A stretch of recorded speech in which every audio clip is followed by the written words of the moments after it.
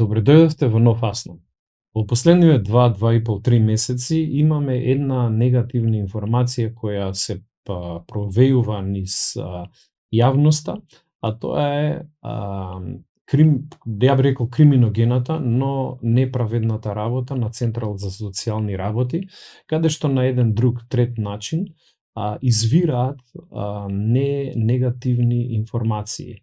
Имавме случај да штитеникот Демир Хисаров, психијатарската болница, избега и директно отиде во Центарот на социјални работи во Прилеп и упукал вработена со 2 куршума. Имавме случај каде што пред 3-4 недели во Тетово исто така вработено лице на Центарот за социјални работи е бил нападнат. Но исто така минатата недела имавме јавна презентација за неправдата што била направена на госпоѓата Невена Спасевска, каде што и било одземено старателството врз 4-годишниот син. Сево ова е резултат на непрофесионалниот однос на вработените во Центарот за социјални работи, кој јас апсолутно го разбирам тој непрофесионализам, затоа што сум и јас опфатен од нивната непрофесионалност. И имаме еден парадокс тука, и додека овие несреќни случаеви се извираат во јавноста, јас имам апсолутно разбирање за гневот на лицата што се опфатени со овие случаи, затоа што моето искуство, но и искуството на другите луѓе е дека Центарот за социјални работи продуцира гнев кај луѓето. Продуцира гнев од разни форми, тој гнев се изразува на разни начини. Имавме еден несреќен случај, чин кој јас го осудувам, каде што лице со пиштол влегол во Центарот за социјални работи и пукал по вработените. Но тоа пукање е резултат на гневот што се јавува кај сите нас кои соработуваат со Центарот за социјални работи.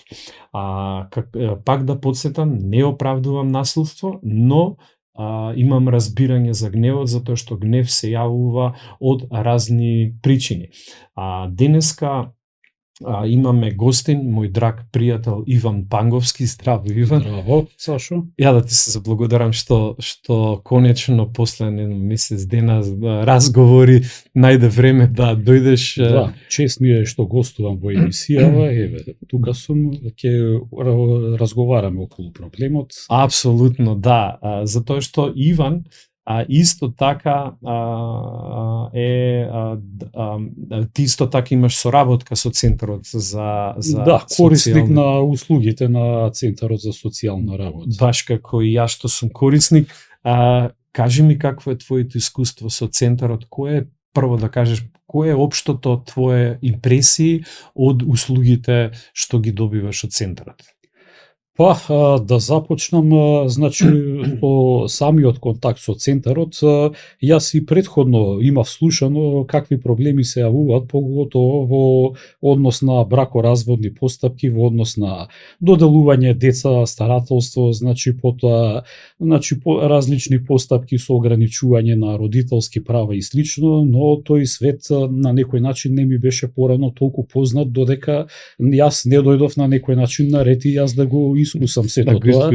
Да, не по моја вина, по сила на околности, значи дефинитивно да, се случуваат работи. Да, и моето досегашно искуство ќе кажам дека е негативно, значи изразувам голем револт, незадоволство во постапувањата на Центарот за социјална работа, значи во однос на на проценката на реалната состојба, во однос на видувањата со детето, во однос на родителското право, во однос на старателството, во однос на некои постапки кои што, значи, барања, да речеме, за вршење на семејно насилство врз мојата малолетна ќерка од страна на бившата сопруга, каде што имам приложено многу пати докази во форма на медицинска документација, лекарски извештаи, значи фотодокументација, полициски потврди за пријавени настани, И исто така покрај сите тие работи кои што ги поседувам како документација,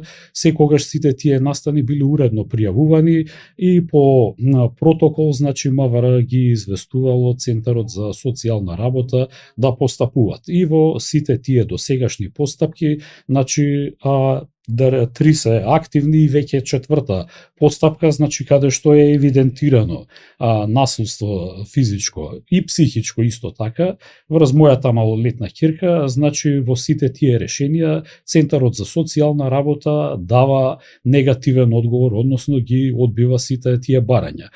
Првиот пат, значи до сега во целава оваа работа, значи во целото тоа искуство, сите тие околности доведуваат до различни работи, значи се стекнува човек со тек на време и со различни сознанија, со законски можности кои што се понудени, а тие се во случајов, мислам, во голема мера ограничени во тој поглед. Значи битен е и тука моментот каков адвокат и колку адвокатот ќе се залага да те застапува, значи во тој поглед за да се заложи, за да се истера работата до крај.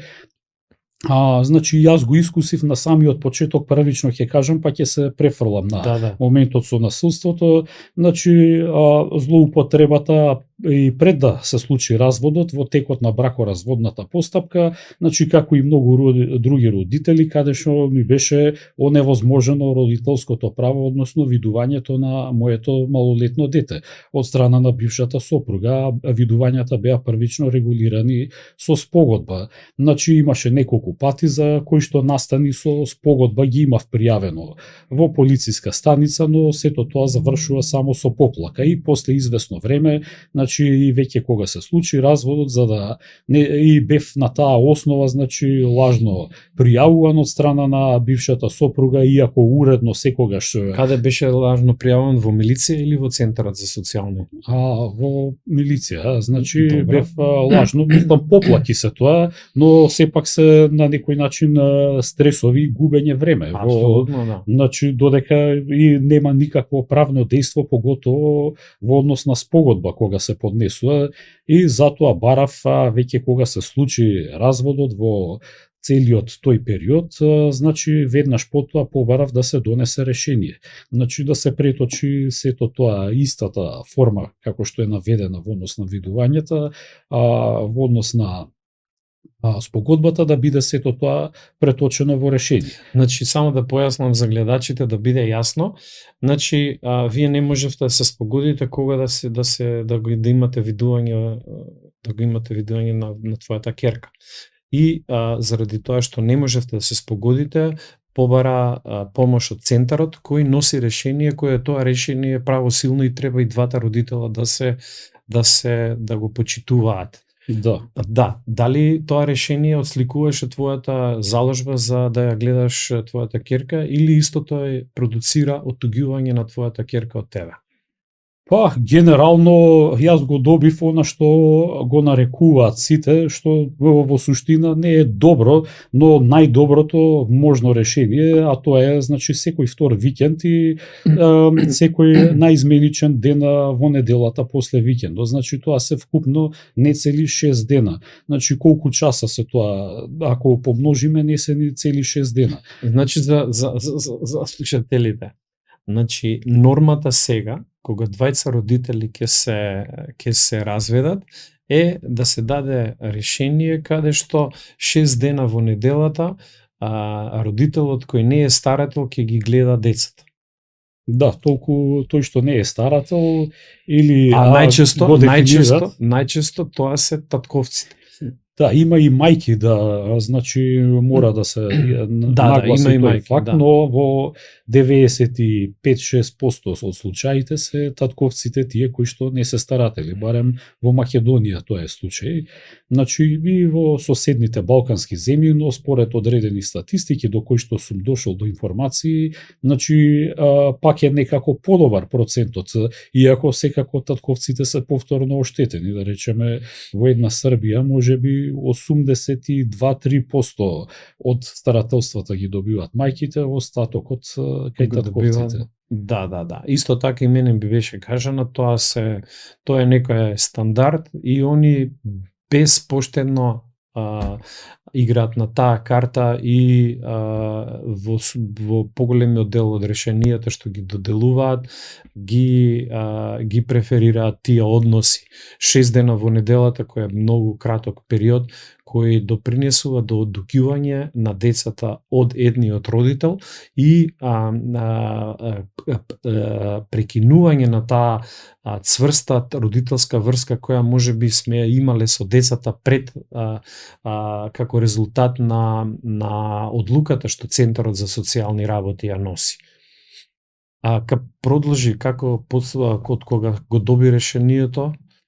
Па и од кога го добив решението, значи не секогаш се почитуваше, имам поднесено и по однос на решението, значи како резултат тука се злоупотребува, да речеме, од родителот кој што го поседува старателството и се злоупотребува старателското право, уцена, значи, или нешто, некое барање, и ако не се исполни, значи тука се злоупотребува детето да се користи како оружје против другиот родител, што е, да речеме, крајно ниско, безобразно и не сме, мислам, нехумано пред се. И не сме тоа да се случува, значи поготоа децата да се вметнуваат во таков тип на родителски конфликти, одмаздолюбие како резултат на развод или бидејќи едниот партнер разочаран, односно повредена суета, его, значи сето тоа се пренесува и кај децата, значи најчесто има и кај татковци случаи така, но најчесто има да речеме каде што суетата или егото на мајката која што е разведена и го има старателското право, значи преку детето се одмаздува, да речеме, на другиот родител, на таткото во конкретниот случај каде што му ги ограничува видувањата или пак исто така има манипулации тука, да речеме преку матичен лекар, дека детето се разболело и не може да дојде, па нареден викенд, па се така да се одложува колку што може заради некои причини. Сега тука кога има решение, значи постои законска одговорност. Значи веќе со 3 пријавувања, односно 3 поплаки автоматски, значи доколку не се случи видување, доколку се докаже, значи се покренува може директно преку МВР кривична постапка. Значи 3 видувања доколку не се остварат и се докаже дека било така, значи може и преку полиција или директно родителот што е оштетен преку адвокат да... Каде настана проблемот со тебе, со Центарот? Со Центарот настана проблемот пред се околу моите пријавувања, значи за семејното насилство што го врши мојата бивша сопруга врз ќерката. Значи јас ке нагласам на почеток, тоа се случуваше и во текот на брачниот живот, значи неколку пати сум сведок, сум го спречувал тоа, значи сум го нагласил и во текот на разводот, затоа Центарот немаше воопшто слух. Значи детето беше травматизирано и се уште во тој поглед, значи ми кажува како се случува сите тие работи. Првиот пат кога беше документирано насилството, тоа беше во март 2023 при превземање на видување во градинка беше се уште мојата малолетна ќерка тој период, значи ми кажа дека се случил таков настан кога ја донесов дома при пресоблекување и најдов значи хематоми на левата надлактица и веднаш прво отидов кај матичната каде што се констатираа повредите, каде што самото дете кажа од кого се настанати, потоа утредента бидејќи треба валидно мислење отидов до клинички центар, значи во Мајка Тереза, каде што специјалист травматолог ги констатира истите повреди дека се настанати бидејќи имаше силни хематоми претходниот ден и црвенило, значи констатира дека во извештајот во дијагнозата дека се настанати пред повеќе од 5 дена. И по протокол кога се во такви случаи кога се пријавува во клинички центар или во Универзитетската клиника за хируршки болести Наум Охридски, значи по протокол администрацијата на самата болничка установа повикува полиција. И веднаш после првиот настан, значи бевме повикани заедно со ќерката во полициска станица. значи каде што околу тоа се разговараше. Дали беше центарот известен за тој настан? За тој настан беше известен преку мене, билејќи првиот пат не сакав да оди директно како пријава, најпрво отидов преку поплака да ја предупредат да не го прави повеќе тоа, значи да не ги повторува истите дела. Значи наредните неколку пати, потоа беше значи преку пријава претходно истиот процес, значи како што се одвиваше и претходно, со констатирани повреди, правење фотодокументација, потоа одење во клинички центар, каде што се констатираат повредите и по протокол повторно се известува МВР, и значи сето тоа е еден мачен процес и за мене и за сите родители кои што го имаат тоа, и за самото дете кој што мора да се обави, бидејќи во станица доаѓаат инспектори од малолетничка деликвенција, од семејно насилство и на крај се чека значи да дојде интервентен тим од ССР. Каде што интервентниот тим си констатира, дава исто така покрај записникот што се прави и се дава изјава на записник во полиција, исто така и пред тимот од ССР се дава записник кој што потоа по службена должност, по известување од МВР ги покренуваат тие постапки. И сите тие постапки, значи покрај сите докази, покрај целата таа документација која што е приложена, значи они носат решение дека никога, значи на второто решение дека никогаш не постоела никаква форма на насилство, што Тоа е второто решение. Да, второто решение. Првото какво беше? Дека нема никаква форма, а во второто викат дека никогаш не постоело од страна на мајката никаква форма на семејно насилство. Значи едни институции воспоставуваат дека имало таков проблем, а центарот кажува не. Да, центарот кажува дека нема. Значи на таа основа исто кога некој пријавува, значи до јавното обвинителство кривична пријава со докази, значи они исто така го прашуваат центарот за мислење. Сега нивното мислење не треба да се базира само врз основа на центарот, значи они имаат секако најмногу можности за да ја истражат комплетно целата ситуација и доказна постапка. Но центарот е тој во голем улога каде што и пред другите институции, значи мислењето на центарот игра битна улога. Битна улога, да. Така и во бракоразводната постапка, кога се судијата само ги констатира што центарот мисли во однос на старателството на децата и ги зима како пресудителна пресуда. Да, нивното мислење, значи судот има опција, граѓанскиот суд во конкретниот случај имат можност сами да донесат одлука, но во најголем дел од пресудите, барем од тоа ја што имам видено и во мојот случај, значи се темели нивната одлука на констатацијата, односно наодот што го направил Центарот за социјална работа. И сега тоа колку е тој наод вистинит, колку е тој наод пристрасен, колку држи до една страна, тоа веќе се отвара тука други прашања. Значи има секако некој ќе рече едната страна е секогаш незадоволна, ама да, точно, но кои се фактите и зошто едната страна е незадоволна?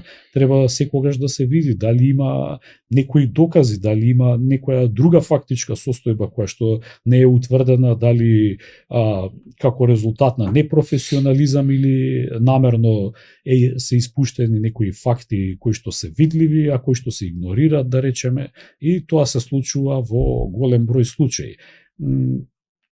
Во тој поглед, значи исто така во однос на решенијата, Центарот од моето досегашно искуство, значи секогаш преферира една страна. Пред се најчесто во голем број случаи на страна на мајките, но има и во одреден број случаи каде што има и оштетени мајки каде што се на страна на татковците, и тука сето тоа отвара огромни сомневања за конфликт на интереси и големи наводи, односно сомневања за корупција, кои што, значи, не сум само јас кој што ги изразувам сите тие сомневања, има голем број луѓе кои што го истакнуваат тој проблем, и ако тој проблем... Кажеш, голем број луѓе, има издруженија Да, јас сум дел од движење. Значи, нашата цел е на промена на законот за семејство, значи се залагаме за поделено 50-50 родителство, каде што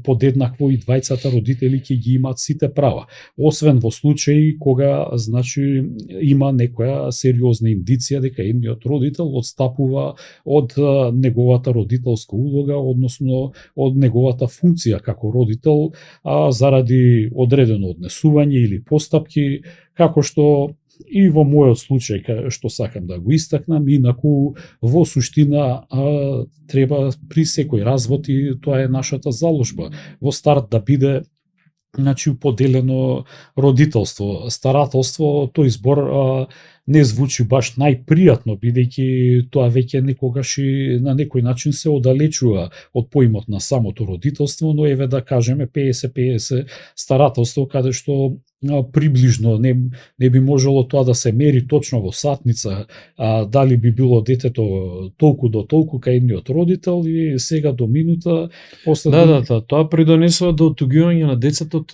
татковците. Да. Они те гледаат буквално како странец, како еден објект кај што ќе дојдат кај тебе, ќе се одморат ден-два и ќе се вратат кај мајката. Без да има некоја поголема и подлабока конекција меѓу тебе и детето. Па да, мислам и со најдоброто можно решение не може да се оствари во најголем број случаи силна конекција помеѓу таткото и детето или децата, значи и во голем број случаи, како што наведов, се злоупотребува тоа родителско право, значи ние како одсутни родители или родител со кого детето не живее, така е дефинирано во судските списи, значи немаме право, односно иако законски може би имаме право и одговорноста и родителските права на некој начин би требало да се еднакви, но бидејќи тие што родители што не се старатели не можат да одлучуваат во однос на образовните обврски и во однос на образованието на детето, не можат да одлучуваат во однос на било кои други битни животни моменти во животот на детето, кои што значи на крај родителот, старател може и да се согласи доколку е поразумна таа страна родителот што е старател, доколку да речеме не е навлезена во длабоки конфликти, значи постојат и такви случаи каде што и после развод и покрај законот таков каков што е и како што предвидува еден одсутен и еден родител кој што е старател, значи постојат и бивши партнери кои што се договарат, имат има договор, договор и коректен однос, но во најголемиот број случаи тоа не е случај. И сакам да истакнам дека во однос на тоа, значи не може да се воспостави силна конекција помеѓу родителот со детето кој што не живее. И исто така тука се злоупотребуваат и други факти, значи и се злоупотребува центарот каде што претежно да речеме голем број мајки кои што сакат целосно да го отуѓат детето од другиот родител, значи има еден куп лажни пријавувања за семејно насилство, каде што на изјава на записник секакви работи се кажуваат и тешки обвинувања кои што не се потврдени со никакви докази, никакви факти, значи се земат исто како докази извештаи од психолог или од психијатар направени во приватна здравствена установа што не може да биде доказ, и на таа основа Центарот за социјална работа, иако може би ќе ја викне и другата страна да даде исказ, значи воопшто не го валидизира исказот на другата страна, се покренуваат постапки за заштита од семејно насилство, кое што може би не се случило никогаш. И врз основа на тоа, најчесто според наодот и мислењето на ЦСР, судот донесува исто таква одлука и ги потврдува сите решенија, односно сите точки во решението за заштита од семејно насилство.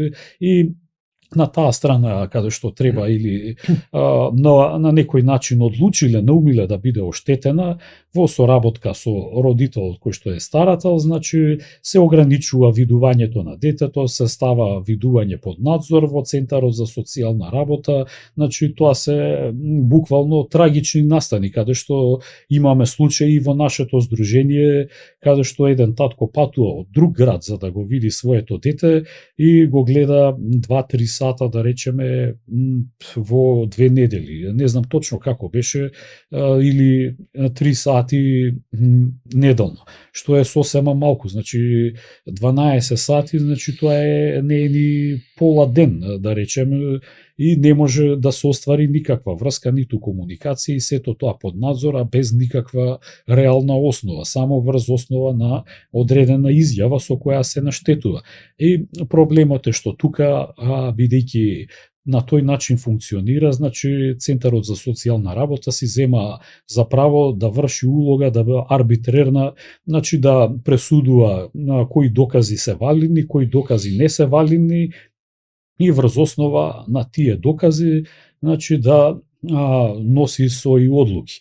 И врз основа на тие предлози што ги дава до Основен граѓански суд, во најголем број тие предлози се усвојуваат, бидејќи во образложението на пресудата судот секогаш ќе каже, бидејќи се смета за Центарот за социјална работа дека е стручна институција, компетентна, и да. компетентна. Она што мене ми остави најголем впечаток е дека изјавите на другата страна се зимаат како здраво за готово.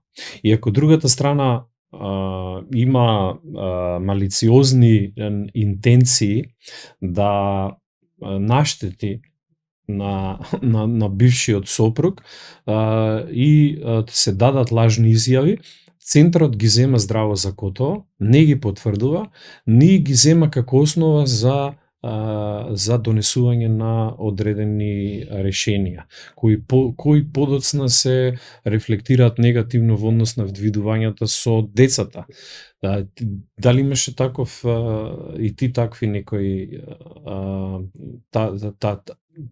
таков пример?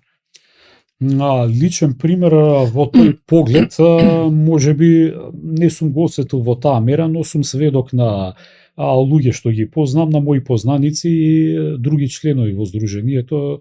Значи има и такви случаи. Да. Кажи ми колку пријави имаш против Центарот до сега? Против Центарот, значи против луѓе.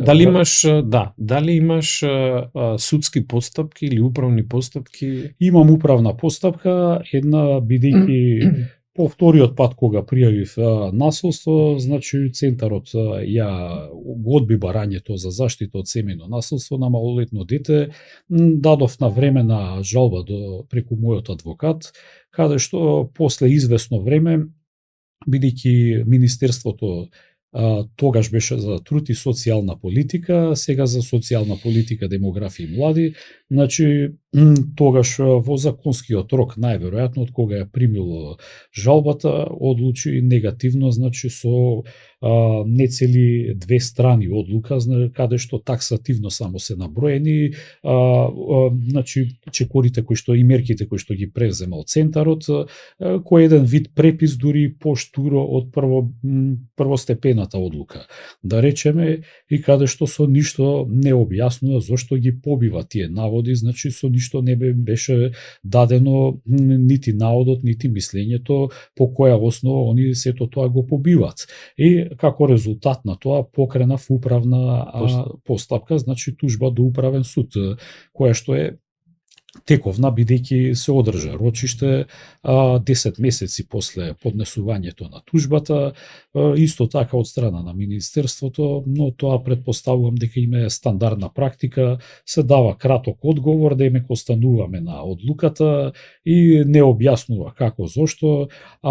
Исто така сакам да нагласам и во однос на судските постапки, преку адвокатот се поднесе барање до управен суд да се видат и доказите или списите што ги поднела другата страна. Значи тоа не беше овозможено, 2 пати имаше барање од страна на адвокатот.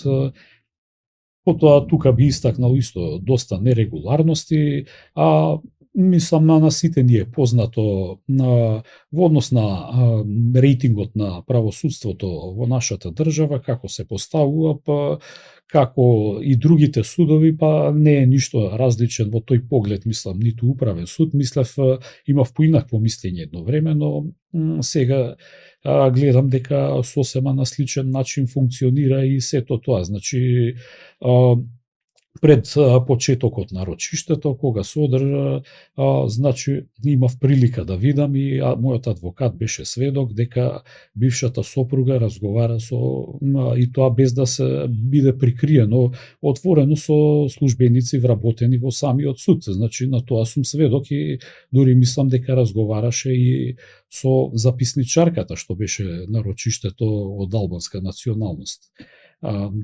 Таа што беше записничар. И сето тоа, значи во старт ми беше јасно како ќе биде ситуацијата и каква ќе биде пресудата. Но во однос на тоа и во однос на управните постапки сум констатирал дека и доколку се дојде до позитивно решение, доколку се добие позитивна пресуда, значи самиот тој настан веќе се случил, изминал прилично долг временски период, повеќе од една година, и околностите се менуваат, можеби се влошуваат во тој поглед, така да, значи, да се донесе судска одлука да се измени решението, веќе нема на некој начин никаква логика тоа да се направи кога се измениле многу околности и сега они ќе се навраќаат назад. Да. Значи, тоа е во односи на постапувањето. Сега разбирам, може би се пребукирани некои со предмети додека ги решат, но сепак значи многу споро оди сето тоа. Да, тоа е дел од приказната каде што ако поднесе жалба, треба на пример жалбата да биде рокот на одговор е 2 месеца. Они земаат 3-4 месеца и не даваат одговор. И секоја во мојот случај ги пробиваат, ги пробива во двата случаи ствари, ги пробиваат роковите. И не само тоа, него носат одлука во однос на решението, а не ти даваат причина зошто ја донеле таа одлука. А комуникацијата од другата страна се заснуваше на некои полувистини и полулаги. И кога се носи решение, која сме сите засегнати, која странките се засегнати, а при тоа да не знае зошто која е причината, тоа е, ја мислам, par excellence неправда што центарот си ја практикува. Колку кажа дека имаш една управна постапка и една кривична? Да, и една кривична, ја поднесов кривичната постапка, значи против лица вработени во ЦСР и во Министерството кои што ја донесоа таа второстепена одлука. Значи ја поднесовме заедно со други членови, бевме тројца, значи 5 кривични пријави, тројца или четворица пред основното... Значи повеќе членови од вашата организација Дружение наши се собравте, комунициравте и координирате? Да, и на 1 октомври 2024 пред објектот на основното јавно обвинителство имавме и пресконференција, да, каде што председателот на Сдруженијето даде своји изјави пред медиуми зошто и како ги поднесуваме кривичните пријави и го истакна проблемот со кој што ние се соочуваме во однос на функционирањето, во однос на коруптивните наводи и непостапувањето на Центарот за социјална работа, значи каде што кај некои од другите членови на Сдруженијето во нивните кривични пријави имат и конкретни докази покрај за злоупотреба на службена положба и овластување и несовесно работење, кај што најголем дел се тие законски членови што се прекршени, но тука имаме кај некои дури и измама, значи во однос на донесувањето на решенијата. Измама, ќе кажеш поише за тоа? Па, бидејќи не е мој случај, значи... Деталите, да. Да, меѓутоа се вршат измами, само да се донесат решенија, од кои измами една страна секогаш ќе биде оштетена. Да, но мислам и вака со сите овие решенија, едната страна е оштетена, значи право на жалба има нели само до министерството како второстепен орган и најчесто второстепениот орган ги потврдува, барем таква практика имаше првостепените одлуки. Сега после третиот пат кај мене има нова ситуација, значи исто така како и претходно од септември кога се случи ново насилство врз ќерка ми, истата процедура одеше како и претходно и центарот донесува решение првично каде што го одбива барањето за заштита на малолетно дете од семејно насилство, имаше барање и за предоверување на дете од страна на адвокатот и исто така носат решение и тоа го одбиват и носат трето решение во склоп на таа управна постапка, носат решение кое што ќе кажам и како се дуплира, на кој начин за надзор на родителско право на двајцата родители. Значи плюс некои неосновани таму наводи со ништо што не се докажани, што не може да се докажат, значи каде што наведува таму во тоа решение за надзор во трајање од 6 месеци кој што заврши да внимава таткото на детето во однос на да забрани или да се спротивстави во однос на изјави на улогата на мајката на детето во животот, да внимава на членови на неговото потесно семејство, неговата мајка. Значи веќе ја вмешуваат мојата мајка од нигде никаде во самиот тој процес, значи без никакви докази, а се како резултат на изјава на мојата бивша сопруга. Значи само врз основа на нејзина изјава.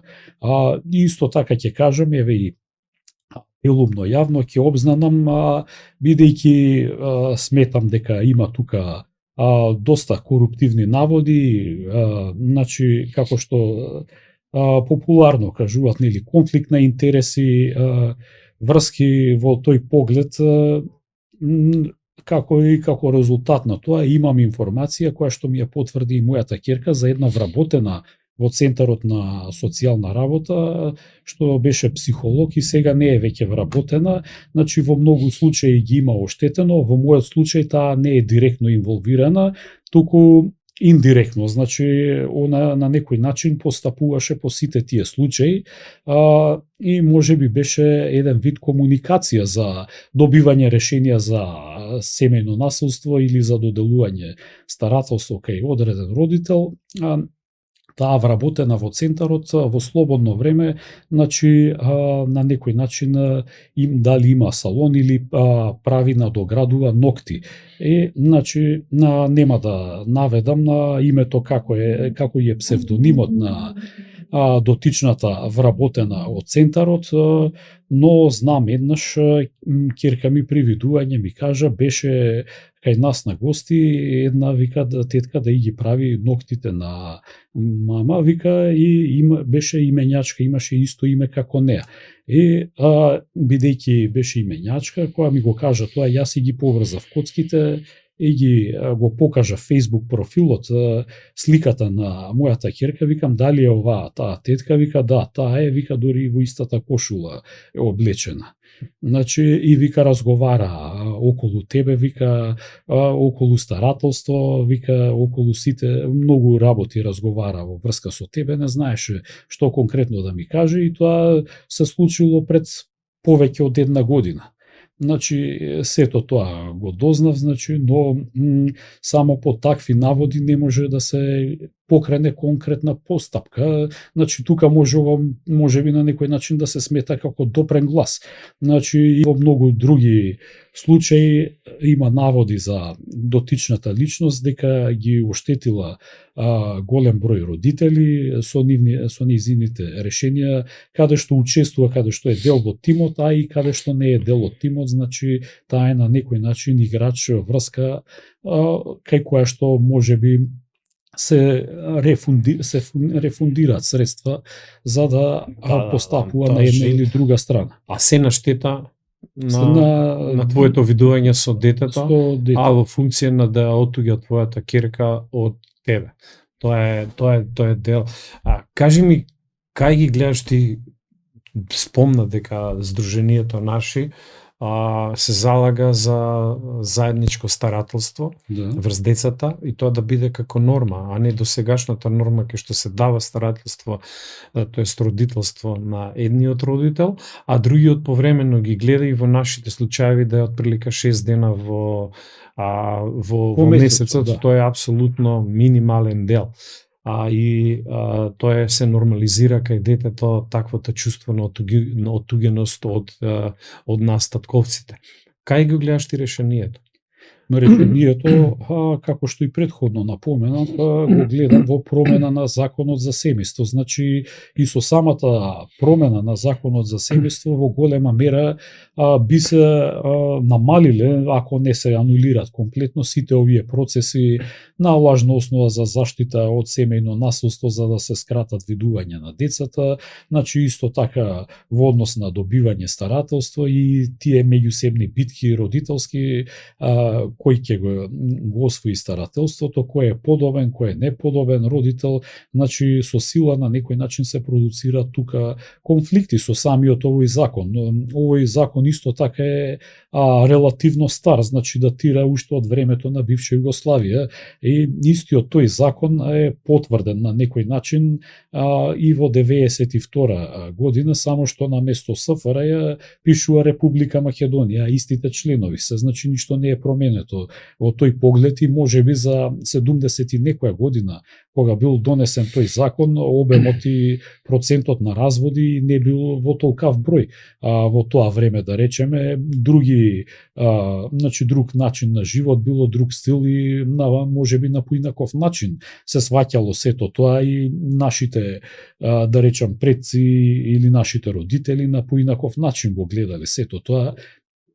И можеби биле во тој поглед малку посовесни во однос на семејните вредности, би кажал. Сега не можам да заклучам дефинитивно, но од досегашното искуство и од досегашната реалност што ја увидувам, можам тоа на некој начин да го констатирам. Да, дефинитивно.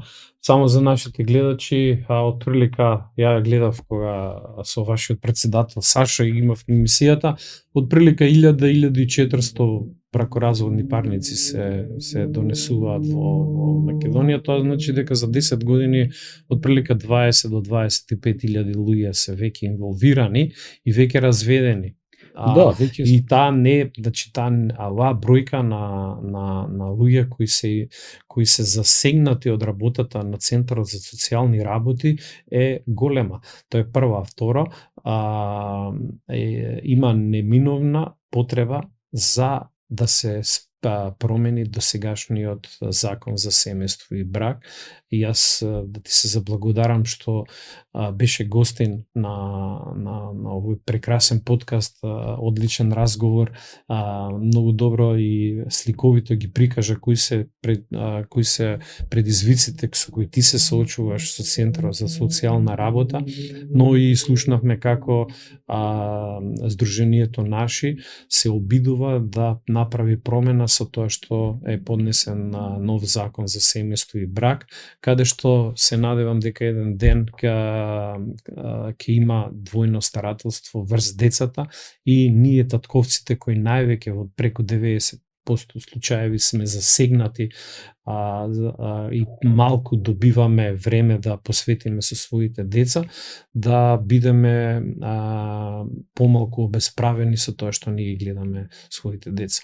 Да, тука значи би истакнал дека покрај тоа што имаме помалку време, значи со тоа би се добило подеднакво право, што и природно би требало да припаѓа, значи ни еден родител, дали тоа станува збор за татко или мајка, не би требало да му биде ускратено тоа родителско против право. Против нашата волја тоа се зима, тоа е наметнато нешто, неприродно и против наша волја да ги гледаме нашите деца.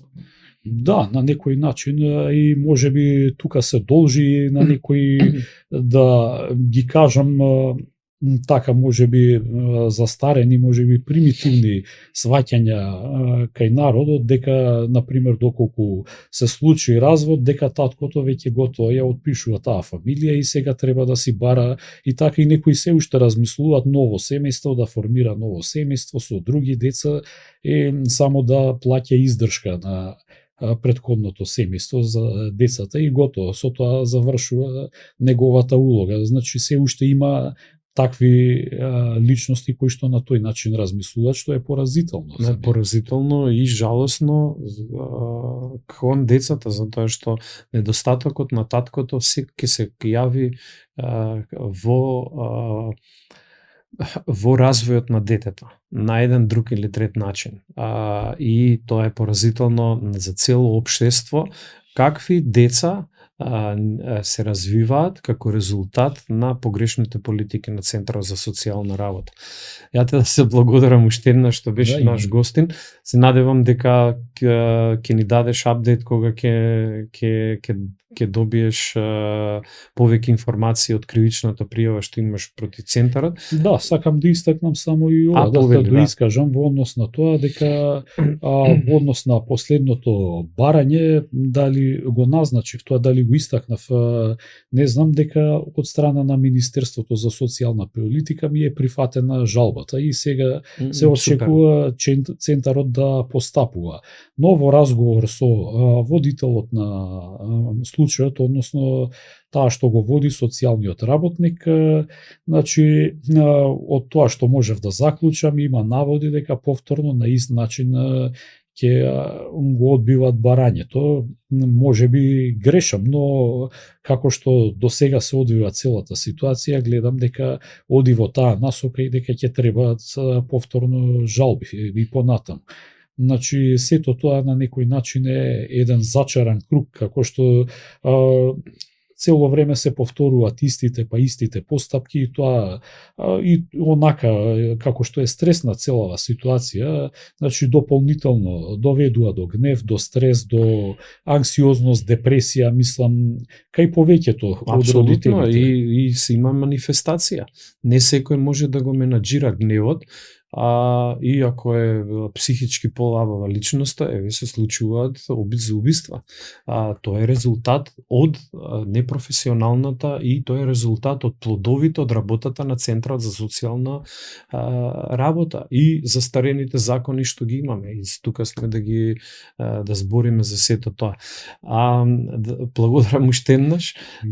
Се надевам дека ќе ми бидеш гостин и во иднина и многу ме интересира како ќе заврши, мислам како ќе се одвива твојот случај, така да би било добро ако кога ќе се заврши или па кога ќе се донесе ново решение, постапките кои ќе завршат, пак да ни бидеш наш гостин, би ми било голема чест и задоволство повторно да го слушам. Апсолутно.